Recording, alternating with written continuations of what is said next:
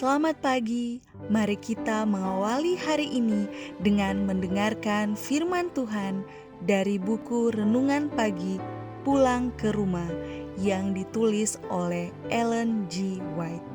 Bersama dengan Pendeta Glenn Sakul, Gembala Jemaat Yongkwang, Makassar.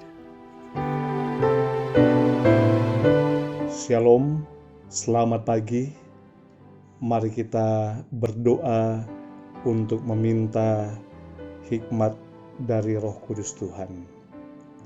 Ya Allah kami yang di sorga, ketika kami mendengarkan firman-Mu di pagi ini, kiranya Roh Kudus Tuhan memberikan kami hikmat dan kuasa. Di dalam nama Yesus kami berdoa. Amin. Renungan pagi 26 November 2020 dengan judul Waktu kesesakan Yakub. Ayat inti, lalu tinggallah Yakub seorang diri, dan seorang laki-laki bergulat dengan dia sampai fajar menyingsing. Kejadian 32 ayat 24. Keterangan, sebagaimana iblis mempengaruhi Esau untuk bangkit melawan Yakub, demikianlah ia akan menggerakkan orang-orang jahat untuk membinasakan umat Allah pada waktu kesesakan itu. Dan sebagaimana ia menuduh Yakub, ia akan melancarkan tuduhan-tuduhannya kepada umat Allah.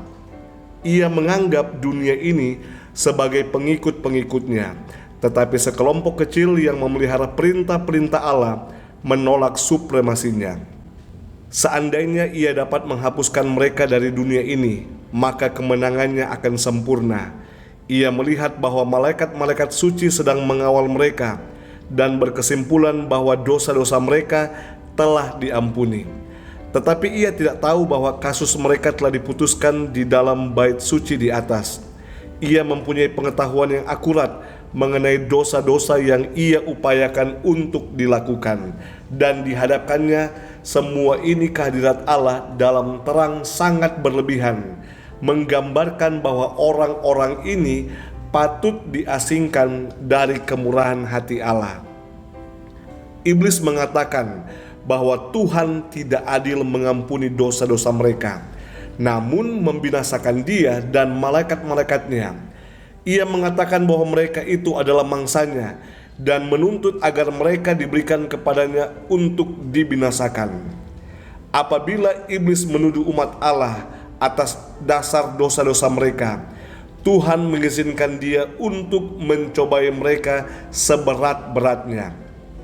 Keyakinan mereka kepada Allah, kepercayaan dan keteguhan mereka akan diuji dengan berat. Pada waktu mereka mengingat kembali masa lalu, maka harapan mereka tenggelam. Karena sepanjang hidup mereka melihat hanya sedikit kebaikan. Mereka menyadari sepenuhnya kelemahan dan ketidaklayakan mereka.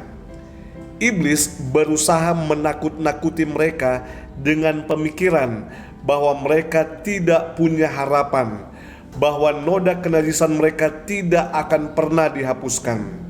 Dia berharap dengan demikian akan menghancurkan iman mereka, sehingga menyerah kepada pencobaannya dan berpaling dari kesetiaan mereka kepada Allah. Meskipun umat Allah dikelilingi oleh musuh-musuh yang siap untuk membinasakan mereka, namun penderitaan yang mereka tanggung bukanlah ketakutan akan penganiayaan demi kebenaran. Mereka takut kalau setiap dosa belum disesali dan diakui, dan bahwa oleh karena sesuatu kesalahan mereka gagal menyadari kegenapan janji juru selamat. Aku pun akan melindungi engkau dari hari pencobaan yang akan datang atas seluruh dunia. Wahyu 3 ayat 10. Jika mereka ternyata terbukti tidak layak dan kehilangan nyawa mereka oleh karena cacat tabiat mereka sendiri, maka nama Allah yang kudus akan tercela. Walaupun menderita kecemasan, ketakutan, dan kesukaran yang paling berat, mereka tidak menghentikan doa-doa pengantaraan atau doa syafaat mereka. Mereka berpegang teguh kepada kekuatan Allah seperti Yakub berpegang kepada malaikat itu. Dan kata jiwa mereka adalah, "Aku tidak akan membiarkan engkau pergi jika Engkau tidak memberkati aku. Alfa dan Omega jilid 8 halaman 651-653. Saudaraku yang kekasih, akan ada satu masa kesukaran yang besar di mana iblis menjadikan kita sebagai mangsanya dan menuntun kita untuk datang di dalam kebinasaan bersama-sama dengan Dia.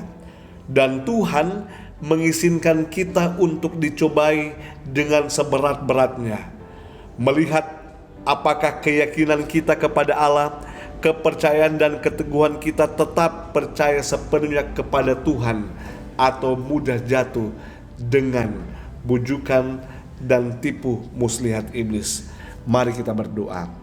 Ya Tuhan Allah kami yang di surga, dengan kekuatan kami sendiri kami tidak sanggup menghadapi hari kesukaran yang besar tersebut.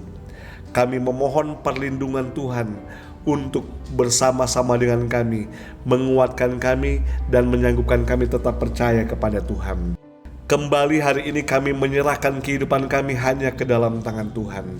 Kiranya kasih Tuhan memelihara kami, melindungi perjalanan hidup kami sepanjang hari ini.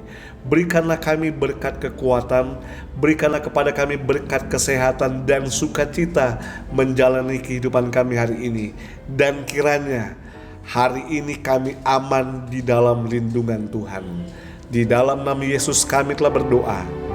Amin.